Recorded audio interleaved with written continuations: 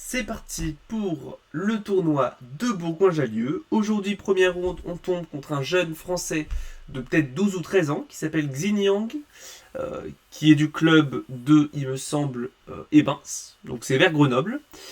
Et je vois ce jeune que je connais très bien. Il a fait en fait les tournois de mon club. Globalement, il fait quelques tournois que je connais. Donc je l'ai vu jouer parfois. Et certains de mes coéquipiers m'ont prévenu de sa force. Je me suis dit, ok, il est globalement assez fort. Je sais un peu à quoi m'attendre. Et je le vois, donc je m'attendais pas à tomber contre lui. Du coup, première ronde, ça fait tout drôle. Je m'assieds à côté de lui. Il est content aussi de me voir. On parle un petit peu. Euh, il m'a dit qu'il savait que je jouais la française. Je lui ai dit, bon, pas que, je joue pas que la française, ce qui est vrai. Mais du coup, euh, on se parle un petit peu du small talk, quoi, vous connaissez. Et la partie commence, il me joue E4. Mais je me dis, bon, ok, on va lui faire plaisir, on va jouer la française, E6. Il me joue des 4, je joue des 5. Et ici, maintenant, il me joue une variante assez obscure. Normalement, on joue soit on avance, soit on défend le pion. On peut prendre aussi, mais il me joue fou des 3. Variante Schlechter. Défend le pion, mais avec le fou. Donc c'est une variante extrêmement intéressante, souvent utilisée pour dérouter l'adversaire. C'est pas une variante qui est particulièrement effrayante. Si jamais les noirs savent ce qu'ils font. Je prends ligne principale. Et je vais être honnête, après prise, cavalier F3 attaque le fou, fou F3 revient, je ne connaissais pas la théorie. C'était la fin de mon étendue théorique. Parce que cette variante est vraiment extrêmement rare. Donc je me suis dit, bon, voilà, ça sert à rien vraiment de la prendre. Donc, je vois ce coup, je me dis, waouh, vraiment, il est fort ce Xiniang parce qu'il sait que la théorie c'est mon fort et il a dû vraiment prendre une option extrêmement rare de la française pour vraiment dérouter les adversaires. Ce qui est un stratagème extrêmement intéressant, c'est souvent intéressant de dérouter l'adversaire. Et ce qu'on peut déjà remarquer, c'est que déjà le cavalier n'a plus sa case de base, donc il va plutôt venir ici, mais en contrepartie, les blancs ont le fou sur une case, une diagonale qui est énorme, sur la grande diagonale, ce qui empêche à chaque fois de jouer B6 et fou B7. Donc on a une espèce de Rubinstein, peut-être un peu amélioré pour les blancs, ça dépend du goût de chacun. Mais je vois ça, je me dis ok, et je suis quasi sûr que mon coup c'est C5, donc je le joue. Tour E2, et là je me dis, bon, je suis quasiment sûr que mon coup théorique c'est cavalier C6, fou E3 pour attaquer mon pion. Et si je me dis, bon, je vais pas jouer de toute façon, je vais pas jouer B6 parce que c'est perdre le cavalier. Donc je vais jouer simplement prise. Il reprend. Et là, je vais être honnête, je savais vraiment pas quoi faire. Je savais vraiment pas quoi faire, j'ai dû réfléchir peut-être aux 5 ou 10 minutes. Parce que je voyais que mon cavalier était en l'air, mais j'avais pas envie de jouer un coup. J'avais pensé à Dame C7 peut-être, mais je me suis dit, cavalier B5, c'est vraiment très gênant. Je me suis dit, oh là là, c'est quoi déjà le coup ici? J'ai vraiment beaucoup hésité.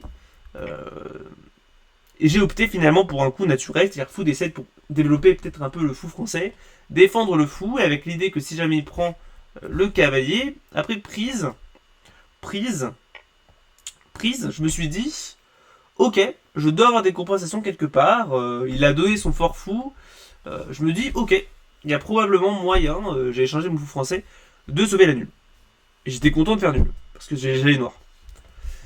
Donc, je vois ça, je me dis, ok, bon, je pense qu'il va jouer ça, parce que ça me crée des pions isolés. Ici, le coup théorique, juste pour votre information, c'était cavalier E5, pour venir taper un peu le fou ici, en F3, qui est vraiment très fort, je le répète. Mais je me suis dit, ok, il va simplement bouger en E2, et j'ai pas l'impression d'avoir gagné grand chose, ou alors même peut-être bouger son cavalier en B5, qui sait. Sauf que là, du coup, j'ai prise, et c'est sur échec, donc ça marche pas. Mais, j'avais pas vu ça, je me suis dit, ok, j'ai simplement développé mon fou, sur quoi il a joué cavalier C3, donc j'étais extrêmement surpris, je le répète, le coup de base, c'est de prendre le cavalier, du coup. Il joue cavalier C3, je me dis, c'est bizarre ce coup, est-ce que j'aurais pas fou B4? Développe mon fou, vient clouer le cavalier et menace de créer des pions doublés après fou prend fou, fou prend cavalier. Je le vois, il joue assez argument petit roc. Je me dis, c'est bizarre quand même. Ça ne peut pas marcher. Je prends le cavalier, il prend, du coup j'ai des pions doublés. Et ici je fais une erreur. Ici j'aurais dû probablement jouer petit roc pour venir simplement mettre moi à l'abri. Mais je décide de partir un peu trop vite en besogne. Et je vais jouer cavalier D5. Avec l'idée de venir menacer, de prendre la paire de fou encore une fois, menacer ce pion. Je me suis dit, ça peut pas tuer. Bah ici, si, ça tue. Les blancs ont un moyen d'avoir un avantage stratégique déjà extrêmement fort. Après, fou prend cavalier, très bon coup. Pion prend fou, cavalier prend cavalier. Ici, par exemple, je prends du pion parce que c'était mon plan. Et fou C5. Et maintenant, je ne peux plus roquer. Donc les blancs sont extrêmement bien, mais je ne l'avais pas vu. Donc après cavalier D5, je le vois. Il n'a pas vu ça non plus. Et il me joue fou D2. Logique. Enlève cette possibilité d'échanger la paire de fous et défend le pion. Ici, j'avais peut-être pensé à cavalier E5, mais je me suis dit non, c'est trop. C'est trop. Je me crée des grosses faiblesses et après peut-être fou prend cavalier, pion prend cavalier et surtout du tour E1 ou un DR comme ça, où j'ai un gros clouage qui est vraiment très très préoccupant et il y a F4 qui arrive et je perds une pièce. Je me suis dit bon, on va pas faire ça tout de suite. Et là maintenant j'ai roqué parce que je me suis dit ok, j'ai peut-être ce cavalier E5 qui va arriver du coup. Bon, du coup, j'ai réussi à sauver les pots cassés déjà une fois, hein, donc j'ai fait une erreur. Mais du coup, il n'en a pas pris compte. Ici, il me joue tour B1, donc attaque le pion. Et ici, j'avais pas mal de coups possibles. J'ai beaucoup hésité avec Dame C7, mais j'ai vu qu'il y avait peut-être du cavalier B5 pour attaquer ma dame. Dame C8, j'ai vu que c'était un peu passif. Je me suis dit que ça pourrait ne pas aller. Tour B8, j'ai vu qu'il y avait fou pour un cavalier maintenant et fou F4 ensuite, qui vient attaquer et le pion ne peut plus revenir parce qu'il est en D5 ensuite. Donc j'ai vu ça, je me suis dit, oh là là, mais dans quel bazar je me suis foutu. J'ai l'impression d'être vraiment moins bien ici. Pendant peut-être 10 minutes, je réfléchis, et je me dis, mais peut-être il y a B6 en fait. B6, coup extrêmement intéressant. Parce que, ok, j'ouvre ma diagonale, mais déjà, ce cavalier ne peut pas pouvoir être bougé. Hein. Si tu joues C4, je vais simplement revenir. Ou alors, il y a le cavalier derrière qui est en l'air, hein, donc je vais pouvoir peut-être taper sur le fou qui est extrêmement fort de la terre. Donc je vois ça, je me dis, bon ok, déjà il n'a pas cette poussée. La tour est derrière, donc je pourrais toujours la bouger. Et j'aurais peut-être même du cavalier CE7, et ton fou n'aura plus aucune influence, et maintenant le cavalier sera défendu. Je me dis, incroyable, je le joue. Il est surpris, mais il me joue tour E1 assez rapidement. Et je me dis, waouh, mais quel génie stratégique je suis. Je joue assez rapidement tour C8 pour venir déblayer la diagonale. Il me joue fou E4, coup que je n'ai honnêtement pas tant compris que ça, mais je pense qu'il voulait peut-être jouer sur du dame H5 et taper peut-être sur ma structure. Je joue cavalier CE7, donc je défends mon cavalier et je menace peut-être F5 dans le futur. Aussi, je libère la voie pour ma tour pour attaquer le pion. Dame F3, défend le pion. Ici, j'ai pas mal hésité, mais mon idée, c'était souvent de jouer F5, avec l'idée que s'il revenait en arrière, il perdait ce pion, parce que là maintenant, la dame est coupée. Et si jamais il prend, je prends du cavalier. Sauf que j'ai vu que du coup, je me suis dit ici que le seul bon coup, c'était de prendre ici le cavalier, ce qui n'est pas vrai. Mais après, je me suis dit, le cavalier prend, j'ai probablement moyen de moyenner, on va dire, sur ce pion. Mais là, je me suis dit, dans cette variante, ici, il y a cavalier prend, hein, ici, tout simplement. Et je me dis, c'est pas si clair, parce qu'il prend quand même un pion qui était vachement important dans ma structure de pion. Et ici, je me dis, c'est quand même pas si clair, hein, parce que quand je prends, il prend quoi. Et j'ai perdu une pièce. Donc je ne gagne pas de pion. Donc je vois ça, je me dis, purée, le problème essentiel ici de cette ligne, c'est qu'en fin de variante, après cavalier prend ça, quand il prend le cavalier... mince, attendez, je me suis un peu emmêlé. Je me suis emmêlé, tant pour moi. Après F5, prise. Le problème, c'est clairement qu'en fait, le pion n'est pas défendu ici. Donc je me dis, oulala, comment je fais pour le défendre? Et là, je trouve ce petit coup de tour 8 et je me dis, BG, je viens défendre le pion un peu en rayon X et je menace F5 maintenant. Il me joue H3. Et ici, j'aurais dû probablement manœuvrer encore un petit peu, avec du cavalier G6 probablement, avec du tour C7, cavalier F6, on dirait comme ça. Mais je joue directement F5 et c'est une erreur. Parce que déjà il a prise, hein, qui est le coup de la partie, mais il avait simplement fou D3. Et ok, ça perd le pion, mais je vous rappelle que même dans ces lignes, le cavalier il bloque la tour. Donc là maintenant il y a simplement cavalier prend pion. Et les blancs ils ont quand même vachement de composition stratégique. Par exemple après fou...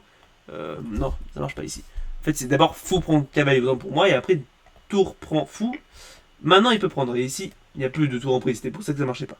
Mais là, ici les blancs ils ont quand même un avantage stratégique pas moindre, hein. Ils ont une tour bien ouverte, les fous qui tapent sur le pion faible en F5, les tours qui sont bien ouvertes, alors que moi j'ai une espèce de carré qui ne fait pas grand chose ici. C'est bizarre, hein. Donc je joue F5, me doutant de rien, je me dis bon il est plus ou moins de forcer de prendre le cavalier, ce qu'il fait. Je me suis dit ok, c'est ce que j'ai fait, ce que j'ai attendu. Je prends du cavalier, je le vois il est un peu choqué. Je pense que c'est parce qu'il avait pensé avoir cavalier prend pion. Sur quoi ici j'avais vu tour F8, mais ça ne marche pas à cause de tour 5, hein, encore une fois. Mais ici j'avais prise, fou E6 qui attaque la dame, et c'est pas clair on va dire. J'ai quand même vachement de compensation sur les pions doublés, mais du coup il ne joue pas ça. Et après cavalier prend E5, il joue un coup, cavalier prend D5, il me joue un coup qui m'avait l'air mystérieux, c'est-à-dire tour E5. Et je savais que c'était pas ouf, mais je savais pas pourquoi. Et ici je joue Dame C7, en me disant, ok, je t'attaque ton pion, qui est maintenant indéfendable, et je t'attaque la tour. L'idée étant, si tu défends ta tour, tu perdras le pion ici, et si jamais tu viens essayer de défendre avec ta tour, là, tu perds la qualité à cause de mon cavalier. Je me suis dit ça, je me suis dit, papa, est-ce que je gagne pas un pion là? Il me joue tour B1, je prends le pion, ici je me dis c'est très bien, je suis vraiment très content. Et ici, il aurait dû jouer un coup comme cavalier prend pion ici, sur quoi j'aurais pris évidemment, il aurait pris peut-être le cavalier, ici j'aurais pu ensuite prendre ici le fou, mais il y avait dame, tour prend tour ici, j'aurais été obligé de prendre du fou, parce que sinon, si je prends de la tour, la dame finit en l'air. Et ici, finalement c'est pas si clair, parce que là les blancs ils ont quand même ce petit coup de tour prend fou, qui est quand même vachement gênant. Et après roi F7 c'est probablement une partie nulle, mais c'est vraiment pas clair, les blancs ils ont quand même beaucoup plus d'activité. Globalement, il fallait être extrêmement vigilant. Mais je n'ai pas vu ça honnêtement, et il m'a joué assez rapidement cavalier prend U6, et je me dis, très bizarre. Très bizarre, je prends le cavalier, tour prend, et je vois qu'il y a simplement tour prend et dame D7, et je me dis, wow, il est mort là, il a pas vu cette fourchette. Donc on arrive à cette position, je regarde son visage, et je me dis, ok, il est pas content. Il avait une grosse grimace de type, il en avait marre quoi. Je vois, du coup, que peu importe ce qu'il fait, en fait, il perd du matériel. Parce que s'il bouge le fou, évidemment, il perd la tour. S'il essaie de défendre les deux, il y aura des problèmes, notamment le fait que il doit y avoir simplement... j'avoue, en fait, il se passe quoi là-dessus? Ici, il y a cavalier E4, apparemment, et je gagne, en fait, le pion derrière, parce que du coup, je gagne tempo sur la dame. Intéressant, ici, dame E3 était probablement le meilleur coup. Mais du coup, ici, si jamais tu essaies de défendre le fou avec la tour maintenant, qu'est-ce que tu perds? Tu perds la qualité, parce que le cavalier mange la tour. Donc je vois ça, je me dis, oh là là, mais qu'est-ce qu'il fait du coup? Ici, il me prend le pion, je prends le fou, il est pas content, je joue tour E5 pour venir taper la tour, je joue tour F8 pour la défendre et taper le fou F2, pion F2 en retour, dame E6, roi H8, dame E8, un piège en carton, ce que j'accepte, ce que j'aime bien la pugnacité de ce joueur ici. L'idée c'est que si jamais je prends, il va prendre ma tour et c'est carrément un mat du couloir. Donc je prends le pion, ici je défends la tour, il bouge son roi, je joue H6. Maintenant il n'y a plus de mat du couloir et la dame est vraiment attaquée. Il joue dame G6 pour essayer de prendre les cases et peut-être dans le futur menacer des mats du couloir. Mais là il y a une combinaison qui force l'abandon en fait, c'est dame F1, roi H2, dame F4, fourchette. Ici il est obligé de jouer dame G3 mais j'échange les dames. Et je prends le pion. Ici je m'attendais à ce qu'il abandonne, mais pugnace comme il est, il décide de ne pas abandonner. Et il me joue tour E7. Donc il a une pièce, un pion de moins, mais il n'abandonne pas, donc c'est intéressant. Il n'abandonne pas, je respecte ça. Il me joue à 5, enfin je joue à 5 du coup, pour défendre le pion tout simplement. Tour B7, tour F6 je défends. C4, il menace peut-être un coup de C5 pour affaiblir la structure. Je joue cavalier C3 avec l'idée que s'il joue C5, j'ai simplement cette fourchette qui viendrait récupérer le pion net. Roi H4, A4, tour A7, roi F4, tour F4, je prends le pion gratuit. Roi H5, et là je vois que son idée c'est de jouer, vous voyez, roi G6 pour prendre la seule case, puis faire un mat du couloir avec tour A8. Mais du coup, je neutralise cette idée avec tour C5, qui vient en G6. Tour G5 force le roi à venir en F7. Et maintenant tour A5. Il ne peut plus revenir en G6 parce que sinon il perdrait simplement la tour. Donc il bouge en B7 pour attaquer le pion. Mais je ne m'en fous, je joue à 3. L'idée c'est que s'il prend, il y aura simplement A2 et je viendrai promouvoir sans aucun problème. Il me joue roi G6, menace mat, tour G5, puis A2. Et ici, en fait, il ne peut plus défendre. Si jamais il joue tour B8, j'ai simplement ce petit coup de roi H7, s'il revient en arrière, maintenant j'ai toujours tour à 5, hein, les mêmes problèmes. Hein. J'attaque la tour et il n'a pas ce tour à 8, parce que là ça prendrait simplement. Hein. Et ici finalement il décide de me tendre la main. Donc petite victoire à la ronde 1 de Bourgoin-Jallieu, hein, partie très mouvementée, où j'ai pas vu plusieurs options tactiques pour lui et plusieurs options tactiques pour moi. Donc partie globalement mouvementée, qui m'a quand même permis d'apprendre pas mal sur la variante Schlechter, hein, parce que c'était pas mal comme variante, c'est pas mal de jouer des parties pour apprendre des variantes qu'on ne connaît pas. Et donc ici, première victoire, donc je suis à 1/1 pour l'instant pour le tournoi de Bourgoin-Jallieu. Je vous dis à bientôt pour la ronde numéro 2. C'est Dragon Alpin. Tchuss.